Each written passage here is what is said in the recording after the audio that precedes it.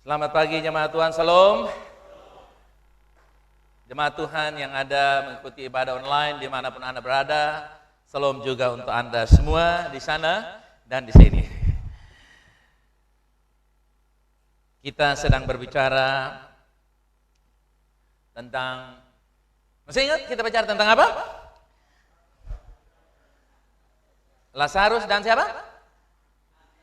Oh ya, harta benda versus harta sejati. Bukan Lazarus versi Marta ya. Property versus true treasure. Harta benda versus dibandingkan, dilawan, disanding dengan harta sejati. Umat Tuhan, apakah Anda kaya di hadapan Tuhan? Are you rich? Are you well before the Lord? Are you well towards the Lord? Apakah Anda kaya di hadapan Tuhan? Tahukah Anda bahwa adalah kehendak Tuhan untuk saya dan saudara kaya di hadapannya? Adalah kehendak Tuhan buat semua kita kaya di hadapannya. Itu kehendak Tuhan. Katakan, kehendak Tuhan untuk saya kaya di hadapannya. Come on, go! Dalam Lukas 12 ayat 15 sampai 21 kita sedang membahas sepanjang minggu-minggu ini. Dalam perumpamaan ini ada seorang kaya memiliki panen yang berlimpah. Kalau sekarang bisa saja panen yang berlimpah, tapi kita juga bisa sesuaikan dengan keadaan zaman, online bisnis yang berlimpah-limpah. Dia punya online dipesan dari berbagai macam penjuru bumi ini, saudara kasih. Sehingga dia kirim dengan paket JNE, si cepat, si lambat dan sebagainya. Saudara kasih, dia punya usaha bisnis berkembang. Di sawah, di ladang, di proyek, intinya bisnis di laut berhasil, di darat berhasil, di udara berhasil, saudara kasih. Dan dia ingin mengembangkan bisnisnya menjadi bisnis gurita. Gurita bisnis yang menguasai semua area dan arena kehidupan. Semua. Anda perlu garam, dia pengusahanya. Anda perlu bahan baku, bangun beton, gedung bertingkat 80, dia supply semua. Anda perlu obat yang terbaik, dia supply. Anda perlu alustita, bahan senjata perang, dia siapkan yang terbaik. Agen tunggal Israel, saudara kasih. Dia distribusi semuanya. Pokoknya dia ingin menguasai, menggurita. Kemudian dia menyombongkan diri dengan kekayaan, dengan niat menikmati untuk dirinya sendiri di sisa hidupnya dalam kesuksesan menurut cara pandangnya sendiri. Tapi Alkitab berkata, pada malam itu juga, katakan pada malam itu juga. Apa yang terjadi? Apa yang terjadi? Tuhan mengambil nyawa daripadanya. Nyawa itulah esensi inti, the treasure, the essence, harta sejati kehidupan yang enak itu di dalam nyawanya, saudara kasih. Diambil daripadanya. Nah, perumpamaan ini sangat berguna untuk kita hari ini, di dekade akhir zaman ini, pada bagian yang terakhir di akhir zaman ini, untuk kita membahas tren yang berlaku. Masyarakat yang berfokus kepada materi.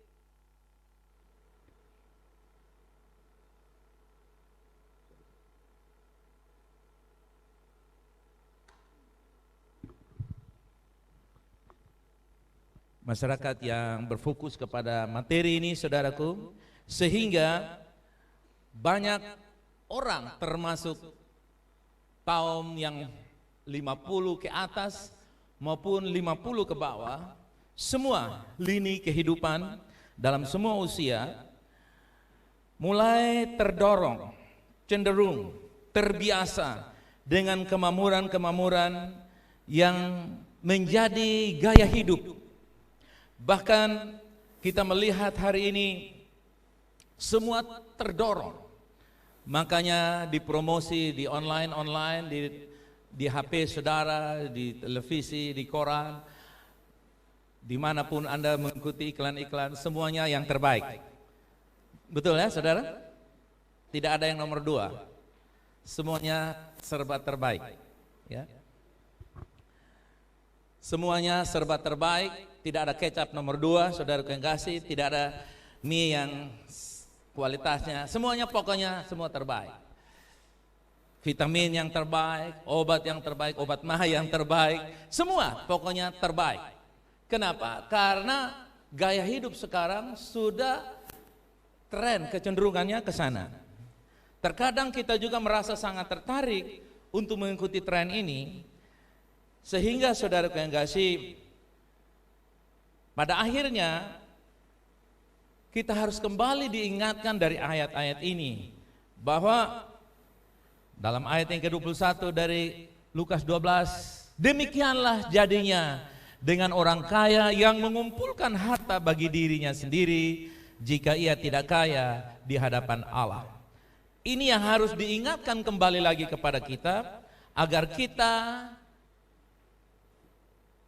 introspeksi diri, menguji diri kita, dan kita juga selalu waspada agar jangan sampai kita mengalami nasib yang sama seperti orang yang tidak kaya di hadapan Tuhan ini. Nah, umat Tuhan, kita tahu bahwa ketika orang kaya ini dia sukses, fokusnya adalah having fun. Senang-senang, coba katakan senang-senang. Saya yakin bahwa Anda juga pingin senang-senang, bukan? Betul ya saudara? Keselamatan jiwa itu terdapat di dalam Yesus sebagai juru selamat umat manusia satu-satunya. Jadi sekalipun orang yang kaya, super murah hati, super amal, tidak dapat menyelamatkan jiwanya untuk masuk ke dalam hidup yang kekal. Nah, ini kita mesti coba tetapkan ini. Kita boleh beramal, kita boleh berbuat baik, super murah hati dan super amal, tetap itu tidak bisa membawa keselamatan kecuali percaya Yesus dilahirkan kembali. Jadi setelah jiwa kita diselamatkan, kita harus melangkah untuk menjadi kaya di hadapan Tuhan dengan target kita meninggalkan 4 legasi minimal di dalam jemaat ini diajarkan. Saudara masih ingat? Kupang wise. Lalu habis kupang wise apa lagi saudara? Kupang healthy, kupang prosperity, dan kupang go. Itu bagian yang dimana kita sudah mulai tahu titik terang. Apabila dan sedang kita berjalan mewujudkan kaya di hadapan Tuhan, maka ada channel yang harus kita salurkan. Senang-senang itu bukan titik, senang-senang itu koma. Haleluya, amen. Belum berakhir. Orang kaya yang bodoh ini senang itu merupakan target dia, the last final of my life purpose. Tujuan hidup yang terakhir, having fun, enjoy everything. No, itu baru koma. Jangan sampai di situ. Nah, yang kita pelajari hari ini, bagaimana memandang kekayaan materi. Orang itu dia gagal karena dia tidak punya pandangan yang benar di dalam kesuksesan hidupnya. Bagaimana kita memandang kekayaan materi termasuk uang dan harta benda yang ada di dalam dunia ini. Kita belajar cara memandang seperti yang Tuhan ajarkan. Kekayaan tidak harus dianggap sebagai harta yang disimpan untuk diri kita sendiri. Anda mesti tahu itu. Kita tidak boleh melihat uang dan hal-hal materi sebagai harta yang berharga, tetapi lebih sebagai hal-hal yang dibutuhkan untuk menjaga diri kita tetap hidup dan cukup nyaman, seperti makanan sehari-hari, pakaian, fasilitas yang dibutuhkan, motor, sepeda, mobil, transportasi, dan sistem lainnya, dan termasuk rumah. Kita melihat itu hanya sebagai hal-hal yang saya butuhkan, yang saya perlukan. Jangan lebih daripada itu. Ya. Karena 1 Timotius 6 menjelaskan kepada kita cara yang sangat jelas. 1 Timotius 6 ayat 6 dan 7 sampai 8. Memang ibadah itu kalau disertai dengan rasa cukup, memberi apa saudara? Saudara mau keuntungan yang besar? Mau keuntungan yang besar? Jangan cari yang macam-macam. Cari Tuhan dan kebenarannya. Sebab kita tidak membawa sesuatu ke dalam dunia. Waktu lahir tidak ada rantai emas 20 kilogram salib di sini bertulis saudara nama di situ. Oscar atau Herman atau Dance, saudara kasih. Enggak ada. Datang dengan telanjang, bukan? Betul saudara, amin? Dan kita pun tidak dapat membawa apa-apa. Apa-apa kemana? Nah, saudara lihat. Anehnya, kubur itu ke dalam. Tapi Alkitab bilang apa?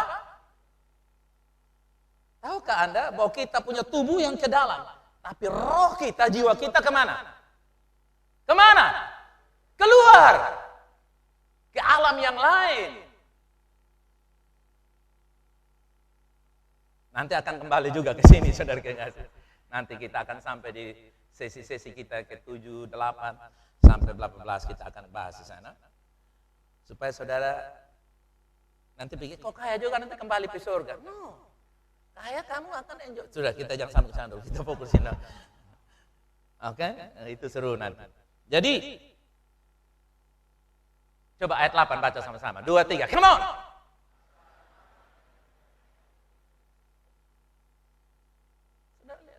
Ini bukan gaya hidup burung, saudara kasih.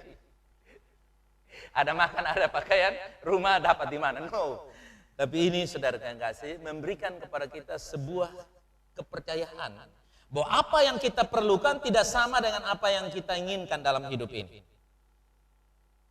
Memiliki semua yang kita butuhkan berarti memiliki gaya hidup sederhana. Firman Tuhan berkata dalam 1 Timotius 6 tadi bahwa makanan, pakaian sudah memberikan rasa cukup kepada kita. Kalau ditambahkan lagi dengan yang lain, itu bukan masalah. Itu juga keperluan kita. Dengan gaya hidup seperti itu, tidak perlu lagi kita menimbun harta untuk diri kita sendiri di bumi, tapi gunakan materi dan uang untuk menginvest menjadi kekayaan yang sejati dalam kekekalan. Meninggalkan 4 legasi. Masih ingat KW itu apa, saudara? KP? Kupon putih. Kupang prosperity. Kalau KG, kupang go. Nah, kita pastikan bahwa semua itu kita meninggalkan. KW, KH, KP, KG, saudara kasih. Seseorang yang mempertahankan gaya hidup sederhana, dia tidak akan kekurangan kebutuhan dasar. Haleluya. Pasti terpenuhi. Nah, bagaimana jika Tuhan memberi kita lebih dari apa yang kita butuhkan? Saudara percaya Bapak itu sayang kepada anaknya, memberi dari apa yang lebih dari kita butuhkan? Ciri khas seorang ayah selalu memberi kepada anaknya lebih dari yang dia butuhkan. Makanya kalau kita tidak terjebak, anak belum mampu terima uang yang banyak, kita kasih. Anak belum mampu mengendarai kendaraan, kita kasih. Akibatnya kebaikan kita menjadi tragedi atau bencana. Kita mesti waspada. Ya. Nah, umat Tuhan, bagaimana? Kalau Tuhan, pasti Tuhan mau. Katakan, Tuhan mau saya berlimpah. Come on! Saudara jangan bilang, Tuhan mau kok sonde Tuhan. Tete manis kalau sayang. Itu siapa saya kurang tahu itu nama, saudara.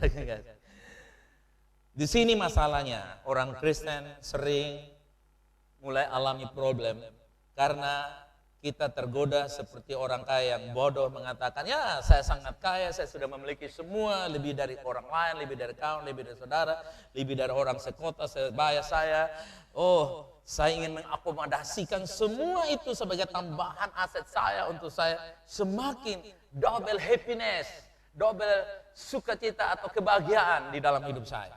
Semua berkat ekstra itu disimpan hanya untuk dirinya sendiri di pihak orang kaya ini. Jadi kita kembali kepada pertanyaan, jika Tuhan akan memberkati kita seperti yang dia lakukan kepada orang kaya yang bodoh ini dalam perumpamaan, dengan kekayaan materi, uang dan harta yang kita butuhkan, apa yang harus kita lakukan dengan semuanya itu? Ini harus ditanyakan. Tuhan pasti, dari sisi Tuhan Anda tidak perlu khawatir. Jangan curiga sama Tuhan dan jangan percaya Tuhan punya anak itu ada KW-KW. Ini anak emas, ini yang terakhir anak seng dan black. Enggak ada. Semuanya anak Tuhan, asli anak Tuhan. Ya. Karena itu kita mesti tanyakan. dengan semua kelimpahan yang Tuhan berikan kepada saya, yaitu kita harus menganggap bahwa berkat materi apapun yang diberikan kepada kita di luar kebutuhan kita sebagai kekayaan tambahan yang dapat disumbangkan dengan murah hati untuk membantu orang lain dan untuk mendukung pekerjaan Tuhan. Amin. Untuk mendukung pekerjaan Tuhan. 4 legasi tadi yang akan dikonversi, dirubah menjadi harta sejati kita di sorga atau dalam kekekalan yang nantinya sorga akan turun di bumi.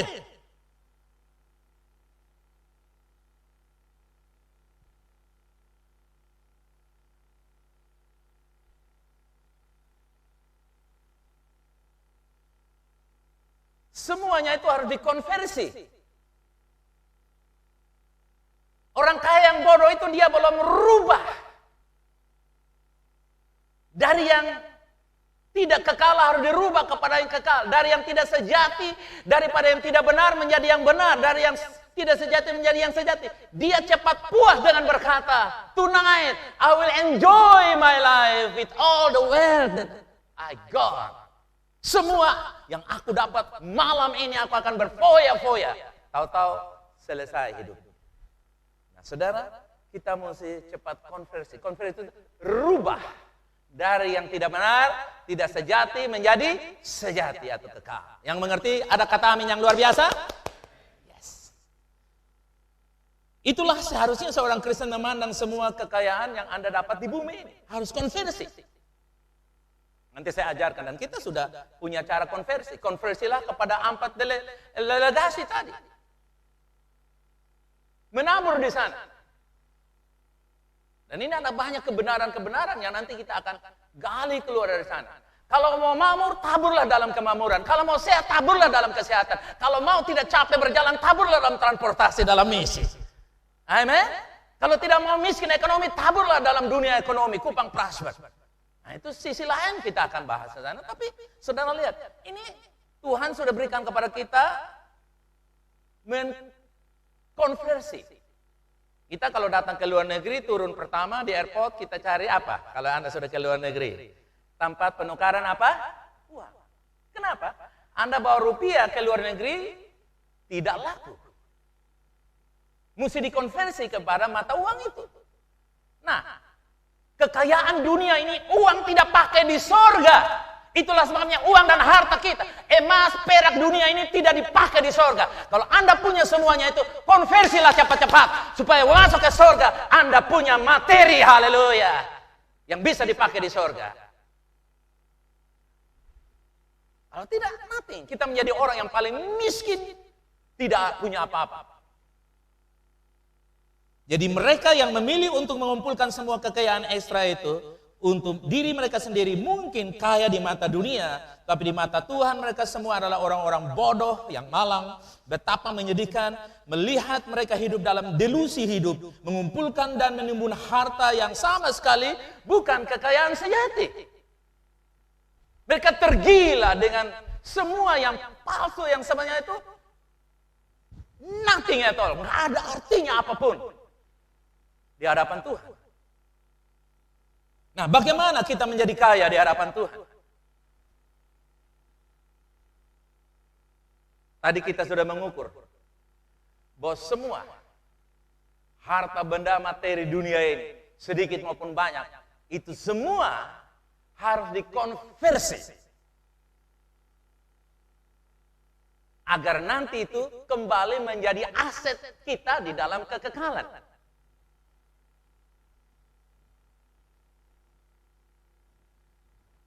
Jangan sampai terlambat. Sebab kalau Anda terlambat konversi, Anda akan menjadi tanda kutip orang surgawi yang saya punya istilah paling merana di surga. Kenapa? Karena dia masuk, tapi dia tidak bawa apa-apa. Dia tidak diajarkan, dan puji Tuhan jemaat ini Anda telah diajarkan berseri-seri, berdarah-darah. Haleluya, amen. Untuk Anda bisa konversi dengan segera. Biasanya kalau tamu-tamu luar negeri itu saudara yang kasih, tiap kali mau pulang mereka selalu panggil, John sini John. Kenapa? Mereka keluarkan dompet mereka semua. Ada berapa banyak orang saja dan mereka bilang, Ini uang kami rupiah. Kami tidak perlu lagi di Australia. Kamu pakai saja beli apa. Uang banyak rupiah saudara kekasih. Tapi mereka sudah kembali ke negeri mereka. Tahukah Anda bahwa negerimu bukan di sini? Amin. Makanya saudara kekasih, itu kekayaan orang kaya, the foolish rich, itu untuk siapa? Untuk siapa jawab? Untuk siapa jawab? Untuk VLC. Untuk mewujudkan 4 legasi itu. Amin. Dan bersiap-siaplah. Dan banyak yang terjebak. Ini perumpamaan, pasti saudara yang kasih. Perumpamaan tapi mengajarkan satu kepastian.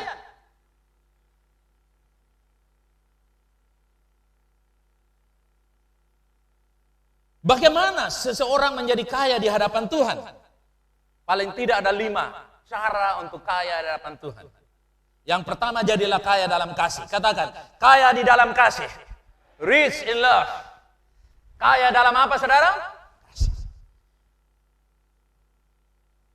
Ketamakan secara langsung bertentangan dengan perintah Allah yang terbesar. Perintah untuk mengasihi. Ketamakan hanya tertarik untuk mendapatkan, tetapi kasih selalu tertarik untuk memberi. Orang yang tamat sering memberi dengan sangat hemat dan enggan untuk membantu orang lain karena tidak memiliki kasih. Dia sangat susah untuk memberi. Kalau sampai dia beri pun bukan karena kasih. Makanya ditulis dalam 1 Tesalonika pasal yang ketiga ayat 12. Dan kiranya Tuhan menjadikan kamu bertambah-tambah dan berkelimpahan di dalam emas, dolar, dalam kasih. Pertama-tama kepada seorang terhadap lalu kepada semua orang. Itulah sebabnya kenapa kita membangun jaringan, membangun hubungan. Dalam berbisnis, kita ada jualan ini, jualan itu, ya, kita bisa posting ini, posting itu, kita saling saudara yang kasih. Mengasihi dengan cara apa? Mensupport, dengan membeli, membelanja, mendukung. Ya, supaya apa? Nyata kasih kita, nyata wujud kasih itu seperti apa? Membeli, mensupport, menerima, mempromosi, dan lain-lain sebagainya. Baru kita bisa datang terhadap kasih kepada berapa orang? Semua orang. Berkelimpahan dalam kasih seorang terhadap yang lain dan terhadap semua orang. Sama seperti juga aku mengasihi kamu. Jadi Paulus menunjukkan kepada mereka bagaimana mereka hidup untuk jemaat itu. Nah, umat Tuhan, bagaimana semua orang tahu? Dimulai dari ukuran saya mengasihi orang lain di dalam lingkungan saya, menentukan seberapa besar saya mengasihi orang di luar lingkungan saya. Saudara mengerti? Katakan amin. Jadi kalau di dalam intern saja saudara yang kasih, kita punya tangan pendek. Nah, berarti panjang tangan. Artinya kita tahan, kita membatasi. Bagaimana Anda bisa menjangkau kota ini dengan 51 kelurahan, provinsi ini dengan sekian kabupaten, Indonesia dengan sekian provinsi, dengan ratusan juta manusia, dan bangsa-bangsa yang lain. Dimulai dari kita, katakan dimulai dari saya kepada sekitar saya, katakan. Jadi mari saudara kita galakan. Kita punya grup kan, grup-grup itu saudara posting, saudara punya produk di rumah apa. Amin saudara, kasih tahu biar yang lain. Nah, kalau udah posting yang satu hanya itu saja posting, jangan saudara. Jangan bilang ini satu, kalau luju satu nah. mau orang. Posting lalu ambil dia copy, lempar di saudara punya Facebook, Instagram. Amin saudara. Begitu dong saudara. Saya lihat ada bisnis banyak di dalam jemaat ini. Amin saudara. Kita saling mensupport. Nah, itu memperkuat hubungan di dalam. Kalau hubungan di dalam semakin kuat, jangkauan kita semakin kuat keluar. Bersatu kita teguh, bercerai kita runtuh kan? Itu caranya. Bagaimana orang Kupang Mentang? Puji Tuhan, jemaat ini sudah melangkah, bukan lagi kanak-kanak. Kita sudah mulai menjangkau Kupang. Haleluya. Kalau bisa minggu depan kita mulai sudah KG, Kupang Go, saudara. Karena Sopirnya ada, kondektur. Kita cepat bikin topi Kupang Go, baju Kupang Go, sudah. Cuman kita masih diskusi. Apakah orang bayar atau tidak bayar, atau saya ikhlasnya, saya kurang tahu. Nanti kita akan diskusi dulu, sudah dikasih. Ya? Karena kita sudah izin Departemen Perhubungan waktu terima otot itu salah satu kegiatan PLC tiap minggu antar jemput jemaat. Bukan jemaat GBI, jemaat Tuhan di kota Kupang. Ya. Hari Jumat kita bisa bantu jemput jemaat yang bersembahyang. Tidak ada yang bilang amin juga. Itu saudara sebangsamu.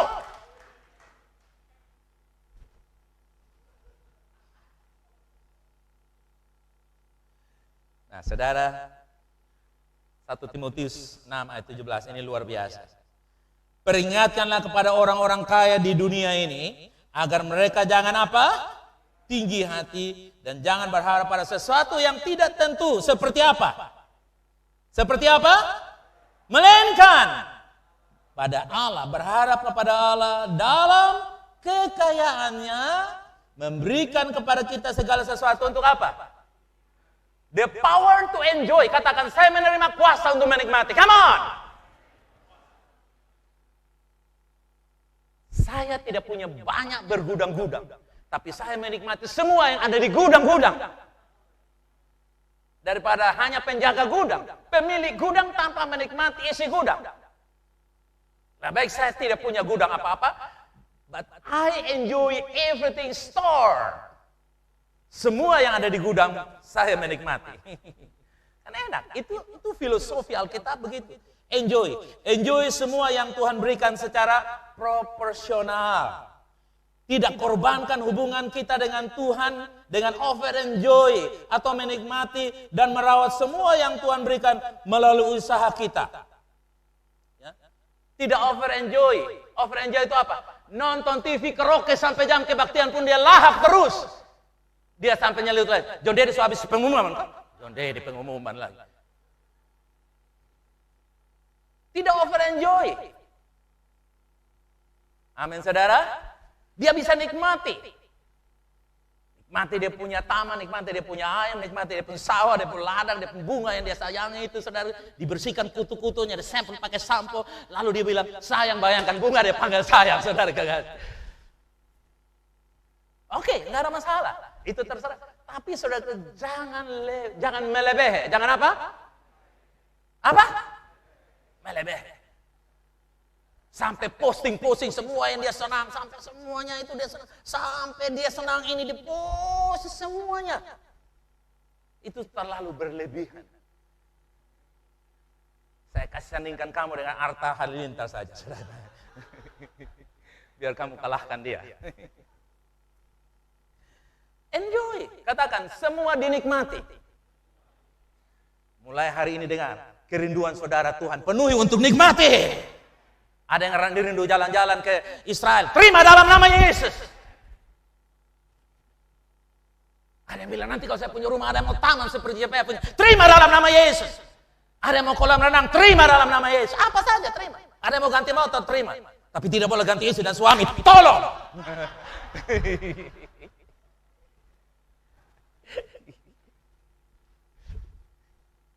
Enjoy. Amin saudara. Nikmati. Sekarang ini kalau kita sudah tambah umur, saudara tidak mesti mati lagi. Tidak tanya dokter. Kemarin saya 1 bulan nih saudara. Wih, saya senang, enak. Tiba-tiba saya punya ini rasa sakit. Sampai periksa dokter. Pak John, bikin apa ini? Wih, saya ada senam, Pak. Pak John tuh hanya boleh jalan pelan-pelan saja.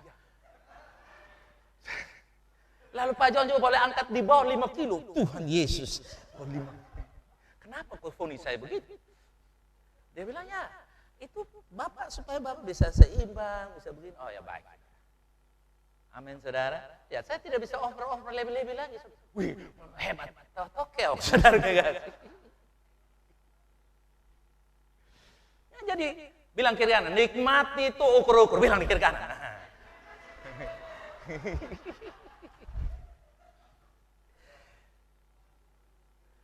Jangan sampai semua lari lewat, sampai berdoa sudah jadi berdosa. Haleluya sudah jadi halelupa. Memiliki social sense yang tinggi, artinya kemampuan untuk mendistribusi kasih yang nyata kepada lingkungan dan orang di sekitarnya sesuai dengan kapasitas yang dipercayakan kepada kita. 1, 5, 10, katakan 1, 5, 10. 1 talenta, 5 talenta, dan 10 talenta. Tergantung. Jadi tidak ada yang bilang beta ini orang miskin. Semiskin-miskinnya kamu, pisang goreng yang lewat 1.000, 2.000 kamu bisa beli. Dia bilang orang lewat pisang goreng, pisang besan mau beli. Son mau beli ya Tuhan berkati begitu, usir orang lagi. Hah? Begitu bilang kaya di hadapan Tuhan. Maaf, ini bukan khotbah di sana sini.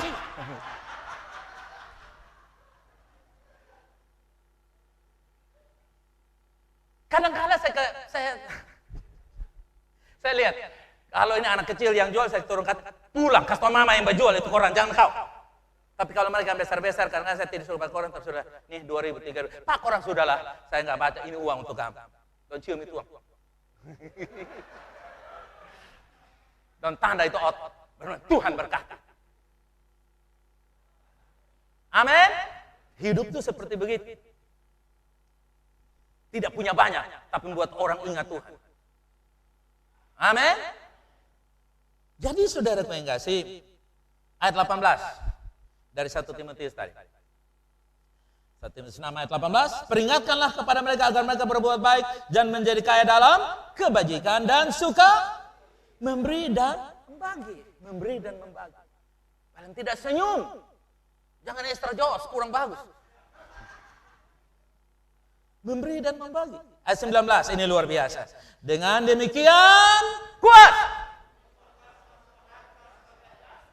Wow. Amen, amen, amen. Uangmu yang 1.000 bisa jadi harta. Uang yang 20.000 bisa jadi harta. Senyummu yang lebar bisa jadi harta, kakak.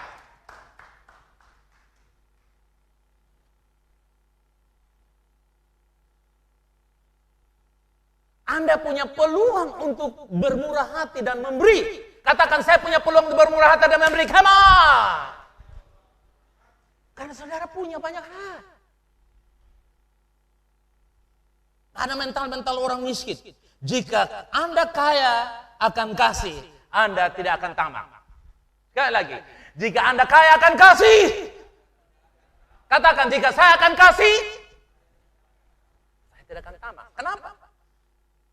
VLC yang terkasih, apakah Anda memiliki kekayaan seperti ini? Jika Anda menemukan bahwa Anda kurang mencintai, mengasihi orang lain, jika saldo di rekening bank kasih Anda sangat rendah, sementara di BNI dan BRI dan lain itu tinggi, izinkanlah Roh Kudus bekerja dalam dirimu untuk memiliki lebih banyak kasih dan bertindaklah.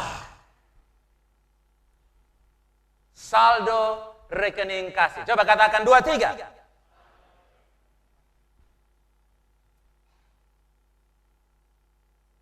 Bangunlah persediaan kasih yang baik dan berlimpah, dan kemudian bangunlah kekayaan perbuatan baik. Hargailah setiap kesempatan yang Anda miliki untuk menunjukkan kasih Tuhan dan berbuat baik kepada orang lain yang sebenarnya tidak akan kembali kepada diri sendiri, tapi itu kembali kepada saudara. Apa yang saya tabur? Katakan, apa yang saya tabur? Jawab saya, apa yang saya tabur? Itu yang saya tabur. Apa yang saya tabur?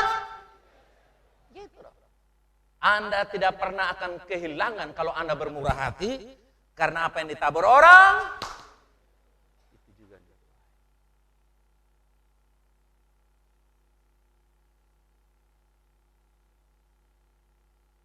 Saya tabur pelayanan. Melayani satu kali, saya tabur melayani bule, memberkati bule. Saya dalam hati, kalau bepo anak 1 bule ini enak. Betul, dapat 1 juga saudara kekasih. Karena apa yang ditabur orang? Ibu Besi ketawa. Iya, karena kita setabur. Benar, saudaraku yang kasih. Apa yang kamu kebaikan tidak akan pernah kembali sia-sia kepada kamu. Jadi bermurah hati. Makanya saudaraku yang kasih, kita 1 dekade 10 tahun ke depan ini kita mulai menunjukkan kesempatan dan kita mulai membangun kekayaan-kekayaan kita untuk kekekalan. Yang kedua, jadilah kaya dalam iman. Yakobus 5 ayat yang kaya dalam iman. Katakan 2, 3. Dengarkanlah kata Yakobus ayat 2 pasal 25. Hai saudara-saudara yang kukasihi, bukankah Allah mengasihi orang yang dianggap miskin oleh dunia ini untuk apa? Kaya di dalam iman dan menjadi ahli waris kerajaan yang telah dijanjikannya kepada Anda. Tidak bisa mengasihi tanpa memberi. Makanya saya sudah ingatkan berkali-kali dan saya sudah tunjukkan kepada Anda di dalam grup VLC Family bahwa saya tidak kasih salam orang yang kirim kue yang besar-besar, kue cucur besar seperti parabola. Ini ada yang masih kasih terus, bertanya kapan makan lagi. Itu tipe orang yang miskin. Paling tidak bawa pisang, nanti minyak dan terigu dia cari sendirilah. Paling tidak bawa pisang, nanti isi lampar dia bawa sendirilah. Yang penting polok pisang disuruh bawa. Karena memang itu yang ada pada kamu. Ketimbang kasih itu bikin untung saja, itu Telkomsel dan lain-lain yang kirim itu template kue segala macam, lilin terakhir doa 70 macam.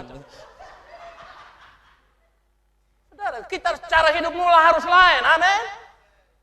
Tidak banyak berteori apalagi berposting ria. Tapi berbagi rialah. Bermurah rialah. Amin. Hanya jangan admin saja tepuk tangan, kamu juga harus tepuk tangan.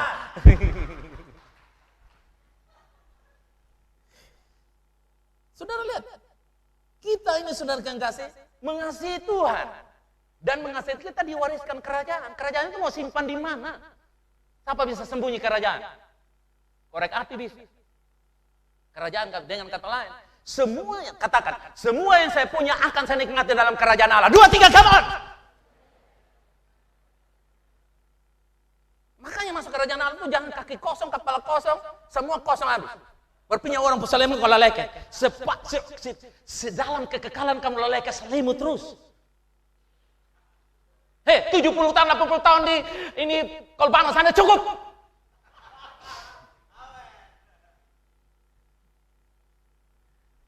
Saudaraku, kaya dalam iman. Katakan kaya dalam iman. Terima dalam nama Yesus kekayaan iman. Saudara lihat, betapa sangat berbedanya cara Tuhan menilai hal dunia ini, bukan? Beda bukan, saudara? Tuhan tidak tertarik dengan kumpul orang sekaliber Bill Gates dan semua yang sudah mati dibangkitkan, yang kaya-kaya mulai dari zaman Adam sampai zaman now. Baru janji, bandingkan semua, baru tanya Tuhan Yesus, kamu kagum yang mana? Tuhan, yang saya tidak kagum dari satu pun, kecuali dia yang kaya dengan iman.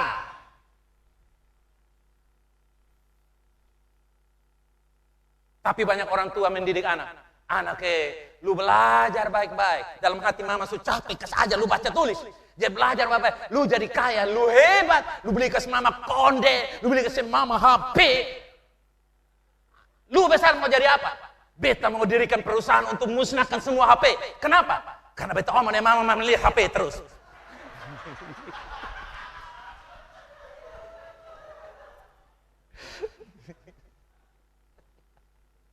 Banyak anak-anak punya cita begitu, saudara kegas.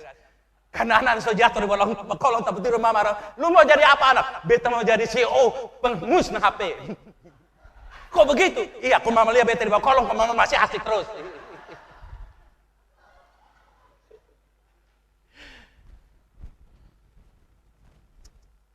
Saya tidak lupa kembali kepada jalan yang benar. Saudara yang kasih kita kaya iman. Amin. Meskipun Anda mungkin orang yang termiskin di dunia secara materi, tanpa sepeser pun, serupiah pun, ayat ini mengatakan bahwa jika Anda kaya dalam iman, kamu besar di mata Tuhan.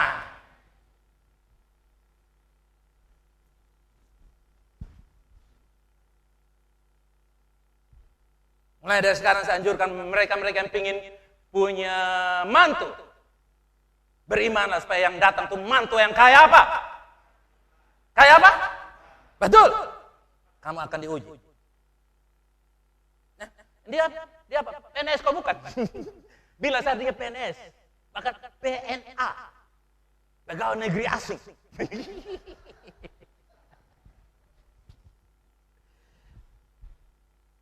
Saudara lihat, Tuhan punya, apa artinya kaya dalam iman? Orang yang kaya dalam iman menaruh kepercayaan dan harapannya hanya kepada Tuhan. Dia bergantung kepada Tuhan, semuanya Tuhan, semua yang dia butuhkan, Tuhan yang menolong. Hanya Tuhan yang memenuhi kebutuhan fisiknya. Tuhan yang memenuhi semua kebutuhan akan kebijaksanaan, arahan, dan sebagai macam kekuatan untuk hidup, bekerja, melayani. Semua dari Tuhan. Katakan sumbernya adalah Tuhan. Katakan sumber saya adalah dari Tuhan. Ya, itulah orang yang beriman. Dia adalah pengikut Tuhan yang berdedikasi. Orang-orang yang pergi kemanapun, yang dia tahu bagaimana Tuhan memimpin dia, Tuhan menolong dia. Dia tidak bisa lakukan apa-apa kecuali bergantung kepada Tuhan. Saudara, Matius pasal 15 ayat 22 berkata begini. Datanglah seorang perempuan Kanaan dari daerah itu dan berseru, kasihanilah aku ya Tuhan, anak Daud. Karena anakku perempuan kerasukan setan dan sangat menderita. Kira-kira ini berobat berapa mahal? Kalau obat yang lain bisa, kalau obat kerasukan setan ini kira-kira bayar berapa? Ada spesialis kedokteran di mana yang buka khusus spesialis kerasukan setan dan iblis? Enggak ada. Susah didapat. Bahkan Matius 15 ayat 28 masih ada ayat yang sama turun ke bawah. Maka Yesus menjawab dan berkata kepadanya. 2-3 baca. Hai ibu, besar imanmu, maka jadilah kepadamu seperti yang kau kehendaki. Dan kapan? Saudara lihat, ibu ini menolak untuk ditolak. Dia sudah dibilang anjing makan dari remah-remahnya yang jatuh dari meja tua. Dia bilang baik, tapi ya anjing juga makan dari remah-remah yang jatuh dari meja tuanya. Dia tidak mau dikalahkan mentalnya. Karena dia percaya ini berjumpa dengan Yesus harus sesuatu terjadi. Karena saya sudah habis uang, mungkin saya sudah dilecehkan, dicemoohkan. Bahwa kenapa saya punya anak ini gini. Yesus harus buat sesuatu. Walaupun saya diremehkan, direndahkan. Anak saya harus sembuh dari penderitaan ini. Dan Yesus berkata di ujung ayat ini bilang apa? Imanmu apa? Besar atau besar iman.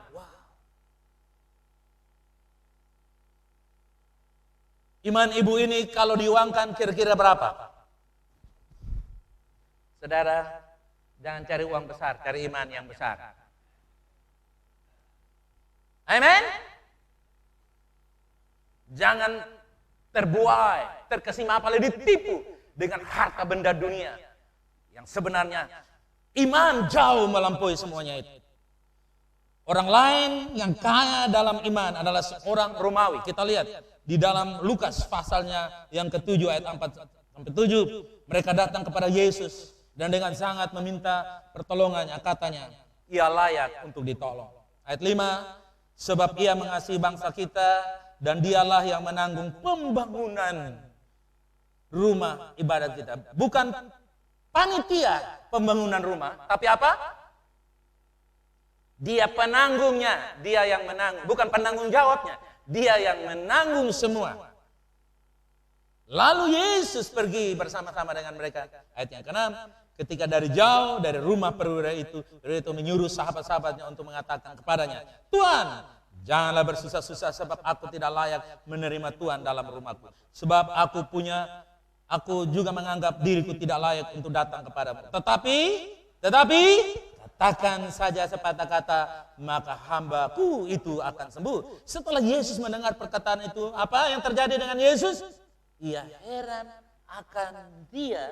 Sambil berpaling kepada orang banyak mengikuti dia, ia berkata, aku berkata kepadamu, iman sebesar ini tidak pernah aku jumpai sekalipun. Jemaat Tuhan lihat. Orang yang mengikut Yesus, orang Kristen yang percaya, yang lahir baru, punya iman, tidak sama dengan orang ini. Kalau diterjemahkan hari ini, pengertian ayat ini. Yesus ini saya tidak pernah berjumpa di GBI, di GMI, dimanapun saya tidak pernah ketemu. Tapi ini satu contoh dia gereja di mana, tapi imannya luar biasa. Ternyata orang ini tidak jelas gerejanya di mana, walaupun dia membangun gereja. Tapi prinsip imannya bekerja. Dia bukan sekedar perwira kaya, tapi perwira kaya dan kaya iman. Kaya jasmani dan kaya apa? Iman. Saudara mau kayak begitu? Saudara mau kayak begitu? Katakan, saya mau jadi kaya jasmani, kaya iman. 2, 3. Ya, karena apa? Dia bangun rumah ibadat. Ibadat rumah Yahudi saya lihat itu tidak, mereka artistik, mereka punya sistemnya itu dahsyat, saudara. Saya pernah masuk bersama beberapa rekan di satu gedung ibadah rumah Yahudi. Datang di sana pastornya bilang, kita tidak pakai sound system di sini. Coba kamu menyanyi. Haleluya. Wih, sepertinya ruangan itu juga. Haleluya. Teknologinya sangat canggih. Nah, itu dibangun oleh orang ini. Berarti berapa miliar? Berarti dia kaya, bukan? Makanya VLC, kita bisa kaya uang, bisa kaya iman.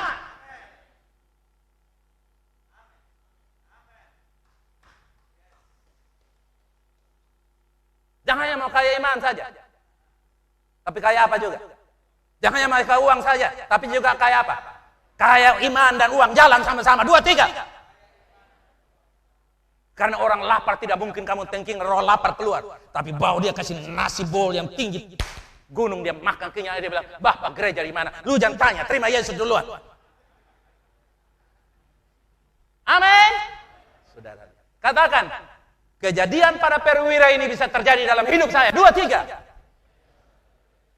Yesus lihat dari surga, Yesus lihat John PF dan rombongannya. Saya belum pernah lihat gereja di bawah kolong langit. Dong iman yang gila-gila kayak satu perupa. Haleluya. Amin. Dong itu benar-benar faith impactor. Terjemahkan sendiri.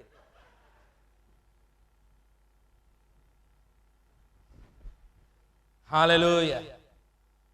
Bayangkan saja kita sebegini kasih makan satu kota Kupang. Itu dahsyat, amin.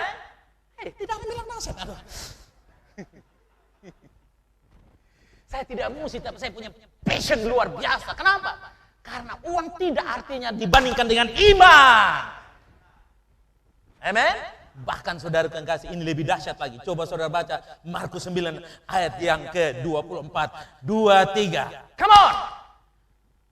Markus pasal 9, 24. 2, 3 mulai.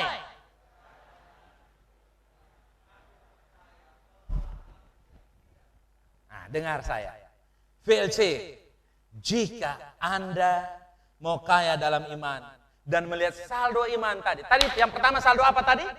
Saldo kasih. Sekarang saldo apa? Kalau Anda melihat saldo imanmu, bahkan tidak ada sama sekali, belum pernah buka saldo iman, bahkan sudah buka tapi tidak pernah store. Dengar, hari ini kesempatan seperti Yairus berkata kepada Marta lagi, kepada Yesus, tolonglah aku yang tidak percaya, atau tolonglah aku yang imannya suka tak goyang kiri, tak goyang kanan, tak goyang muka, tak goyang belakang, kadang hilang, kadang ada, kadang rasa, kadang tidak rasa. Yesus bilang lagu bagus lah. Bilang dia, Yesus tolong saya. Ayat 15 dari Lukas 17 ayat 5. Dia bilang apa? 2, 3. Rasul bilang apa? Rasul bilang apa? Saya katakan pagi hari, katakan, Tuhan tambahkanlah iman kepada saya. Itu cara isi rekening yang kosong. Rekening iman. Artinya apa? Praktekkan iman yang sekecil yang ada padamu, memiliki dan dapat menghasilkan sesuatu yang jauh melebihi kekuatan natural kita. Iman yang sedikit atau yang kecil saja sudah cukup untuk memindahkan gunung. Amin. Karena itu saudaraku yang kasih, jangan tunggu imanmu besar. Makanya Yesus bilang, iman yang sebesar biji sesawi dapat memindahkan apa? Gunung. Coba Anda bayangkan, pindahkan satu gunung itu 1 bulan, 2 bulan, 3 bulan, bisa lebih. Dan ongkosnya berapa? Anda hitung 1 jam SK berapa? Dan kalau itu 3 bulan baru satu gunung yang sedang-sedang rata, diuangkan berapa ratus juta atau miliar. Sedangkan Anda punya, coba taruh tangan nih, iman sekecil ini, katakan, tiada nilainya. Ini dapat menghidupi engkau dan generasimu ada depan. Jadi praktekkan. Mempraktekkan iman untuk memberi dan mensupport 4 legasi VLC. Jangan tunggu 2 juta. 5.000 bisa, 10.000 bisa, 20.000 bisa. Jangan tunggu 2 miliar, apalagi 150 triliun. Gak akan bisa. Mulai dari sekarang dengan ada padamu. Amen. Ayo senyum dulu. Dengan ada yang padamu sekarang, TOT, om, tante, apa saudara. Mulai. Katakan, saya siap. Mulai, support. Ambil bagian. Dengan kata lain, ramaikan bursa ini, saudara kekasih. Viralkan dengan apa yang ada padamu. Keluar dari zona, saya miskin, saya tidak mampu. Zona, tunggu nanti. Zona apa? Kapan-kapan. Kapan-kapan, tidak ada tanggal kapan-kapan. I love you, kapan-kapan. Tidak ada begitu. Mulai bertindak. Iman yang besar tidak pernah ada tanpa mempraktekkan iman yang kecil. Coba katakan demikian. Dengan jelas, 2, 3. Iman yang besar tidak akan ada sebelum mempraktekkan imannya. Itulah sebabnya saudaraku yang kasih. Dengan mempraktekkan iman, maka kita punya iman yang kecil. Dia berkembang, dan berkembang. Bahkan itu menjadi karunia iman. Menjadi apa saudara? Karunia iman. Kenapa karunia iman? Karena dia terbiasa menggunakannya. Kan kita senang kalau, wih dia punya karunia. Bukan karunia, karunia. Dia punya karunia kesembuhan, mantap bro. Wih, dia punya karunia penglihatan, mantap bro. Lu punya uang 20.000 hilang, dia bisa tahu. Asal lu bawa 200.000 kasih dia.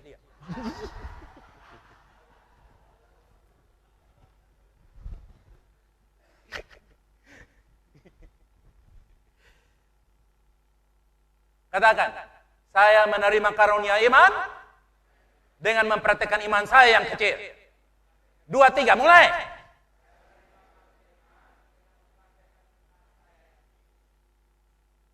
Makanya omongan dengan saya selalu possible semuanya. Kenapa? Karena saya sudah mempraktekkan iman saya yang kecil dan sudah terlihat hasilnya puluhan tahun, bro. Puluhan tahun saya sudah lihat hasilnya.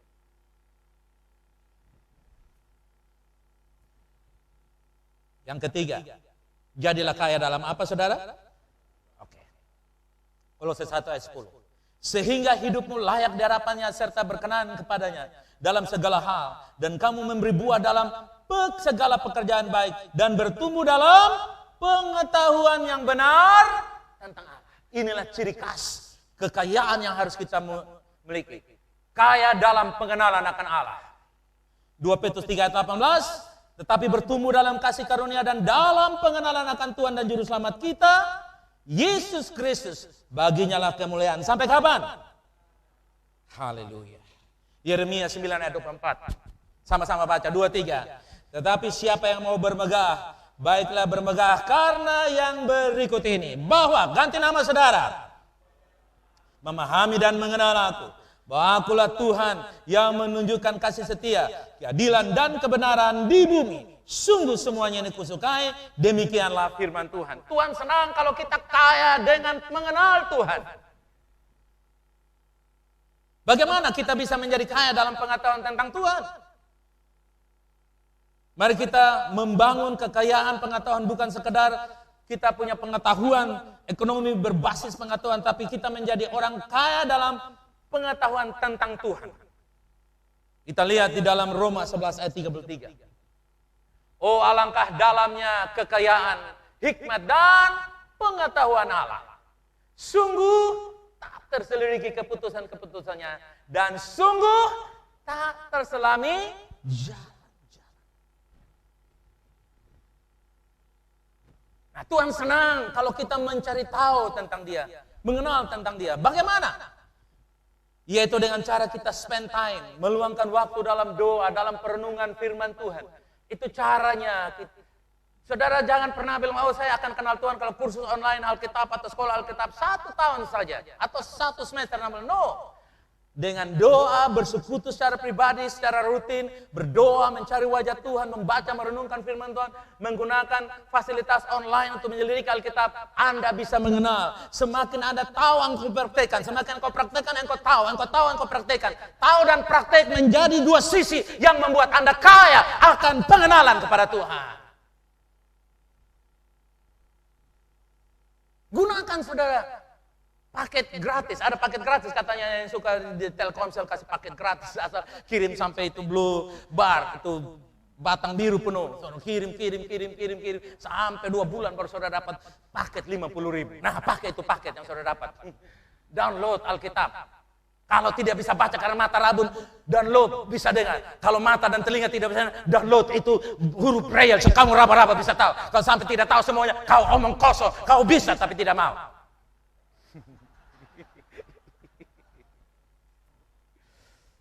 Haleluya, amin. Jangan bilang sibuk. Sibuk tangan tapi telinga bisa jalan toh.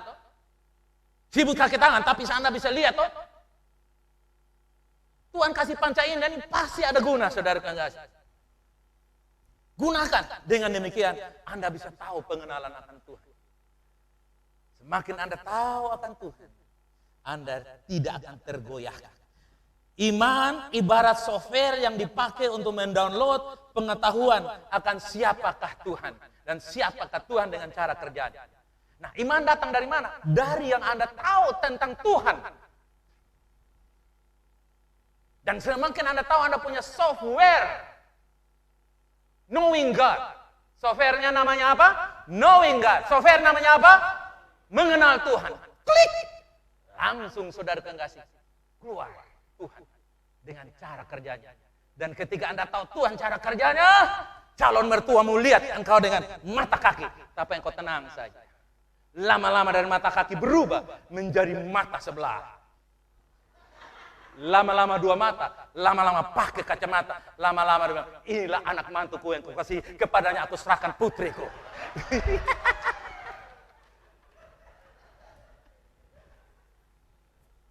Haleluya, amin. Saya alami itu, saudara, dalam hidup saya. Saya tidak bilang mantu lihat saya dengan mata kaki, tidak, saudara.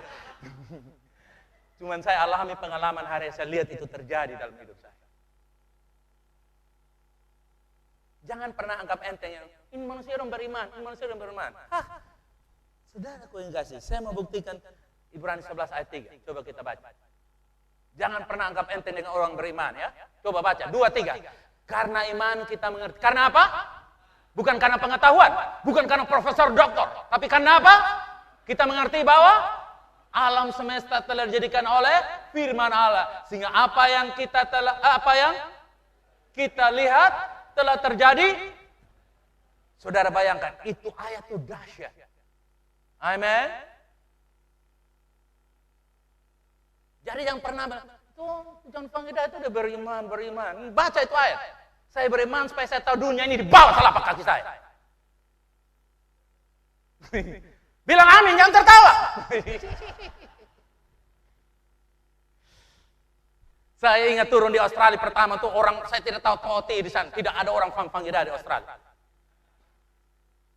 Saya turun, saya ingat dalam nama Yesus saya buka pintu-pintu gereja, pintu-pintu pendidikan terbuka. Kemudian saya di Indonesia dapat pendeta dari Australia, dapat guru dari Australia. Ibu Messi, saya tidak dapat.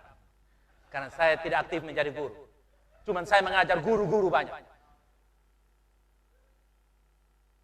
Saudara lihat? Itu iman. Tidak kenal bule, tapi bule bisa percaya. Karena saya mendownload pengenalan akan Tuhan. Amen. Dan waktu saya ada itu software, saya tenang saja. Turun saya download, dalam nama Yesus saya aktifkan. Terjadi. Sampai mantu saya juga orang Australia. Insya Allah kosong, ini bukti nyata. Hanya doakan supaya tahun depan terbuka itu tanggal 23 April 22 supaya bukan saja ulang tahun dirayakan di sana, tapi juga menikmati putri kekasih yang buat ibunya sering menangis belakangan ini. Karena 2 tahun macet tidak ke Australia. Saudara, saya mau bersaksi kepada saudara. Jangan anggap, bilang kiri kanan, saya hargai iman yang ada pada saya. Iman didapat dari apa? Pengetahuan. Pengetahuan dari apa? Ini bahasa timur bilang apa ini? Onen. You know onen? You know onen? Eat onen. Onen. Jangan anggap enteng onen. Kapan masa terakhir di ruang onen di atas?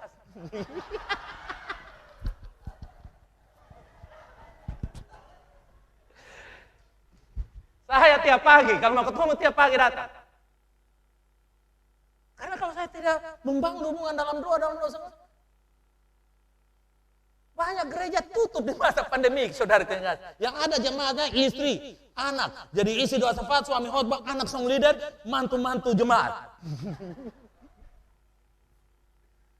Banyak kesulitan terjadi. Tapi doa karena pengenalan akan Allah merubah air mata menjadi mata.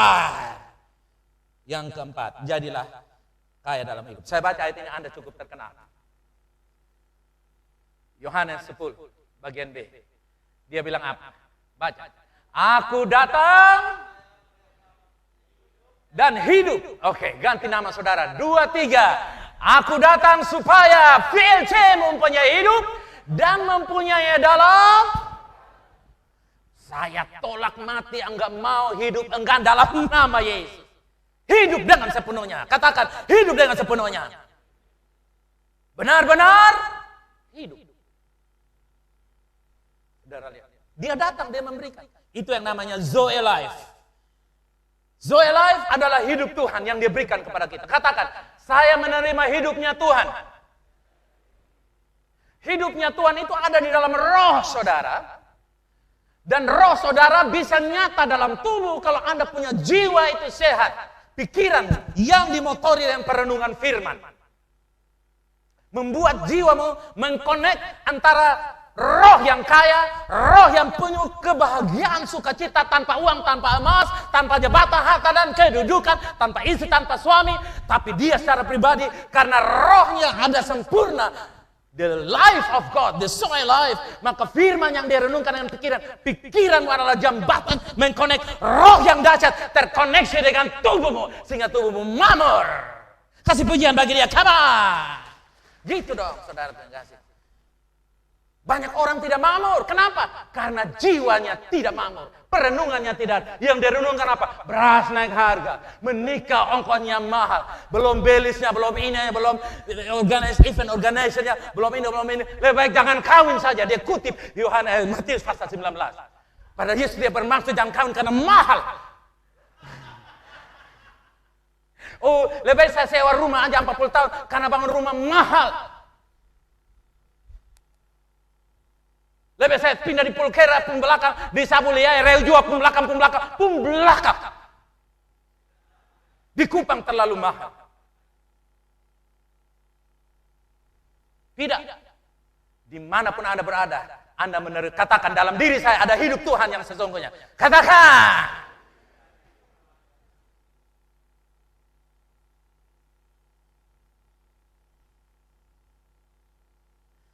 Jadi yang dimaksudkan Yesus bukan kuantitas, tapi kualitas. Yang kita butuhkan adalah kualitas hidup. Karena kuantitas hidup hanya umur panjang saja. Tapi kualitas hidup adalah hidup yang sepenuhnya. Enjoy the fullness of life.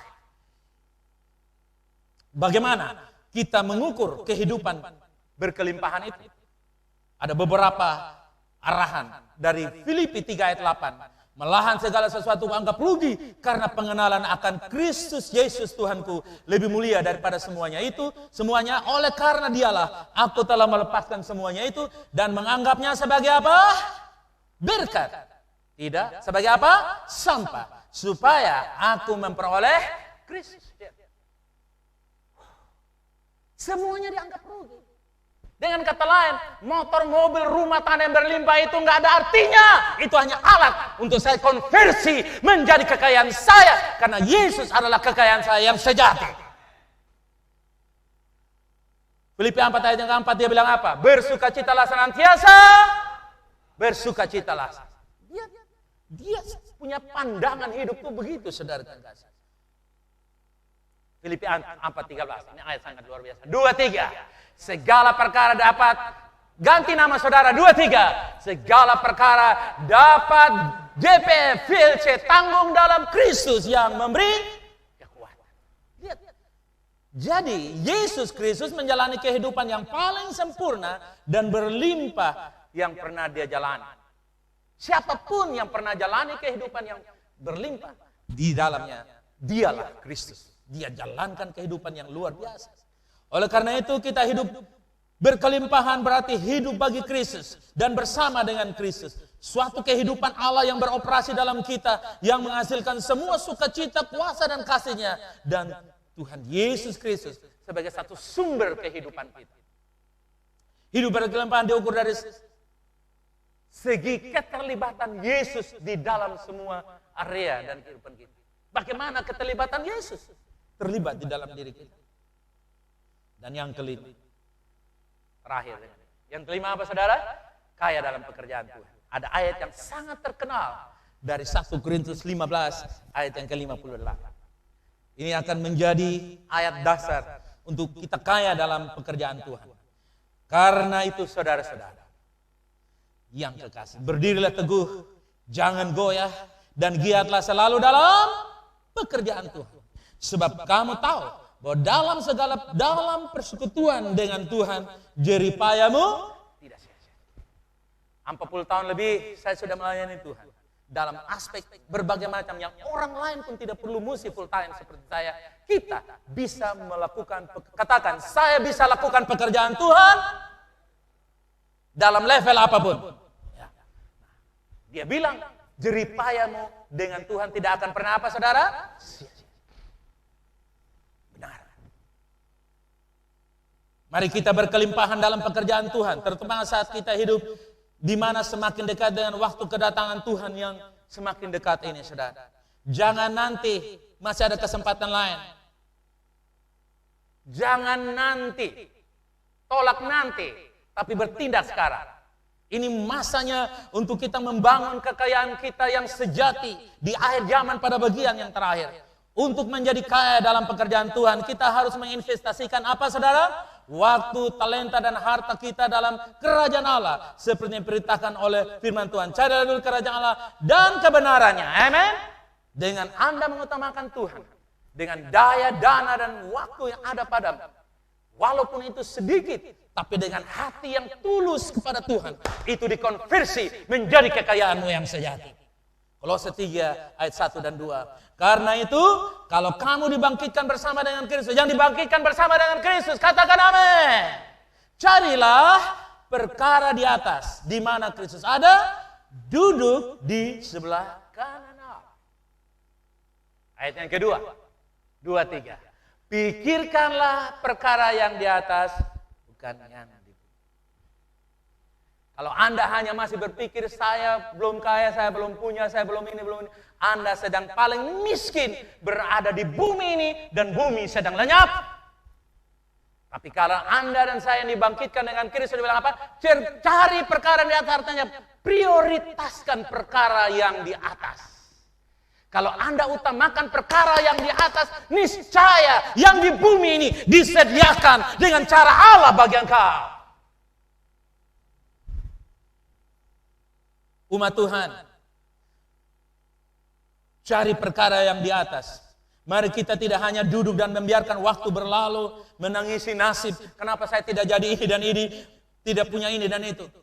Sebagai orang-orang kudus, harus kita bangunkan mereka. Mari kita bangunkan jemaat-jemaat, kaum keluarga kita, orang-orang seiman kita, seperjuangan kita di kota ini. Bangkitkan iman kita, bangunkan dirimu dan diriku. Agar apa? Lihat di lingkungan kita, masih ada yang miskin, yang bodoh, yang susah, yang sengsara, yang lapar, yang tidak punya kepastian masa depan. Dalam dirimu ada kehidupan Allah. Jangkau mereka. Ada banyak hal yang bisa kita lakukan. Katakan, ada banyak hal yang saya bisa lakukan. Yes. We have many things to do. Banyak hal yang bisa kita, jangan bertanya. Kesimpulan dari pesan ini. Menjadi kaya di hadapan Tuhan berarti menjalani hidup Anda bukan untuk diri sendiri, tapi untuk Tuhan. Amen. Panjang lebar Anda sudah tahu semuanya itu. Hari ini, pilihan ada di tangan saudara. Anda perlu membuat pilihan mengenai apa yang akan Anda lakukan dengan hidup Anda. Adakah Anda ingin kaya di hadapan Tuhan? Atau menjadi bodoh di mata Tuhan? Pilihan ada di tangan saudara. Tapi saya yakin yang mengerti firman Tuhan ini akan mau jadi kaya di hadapan Tuhan.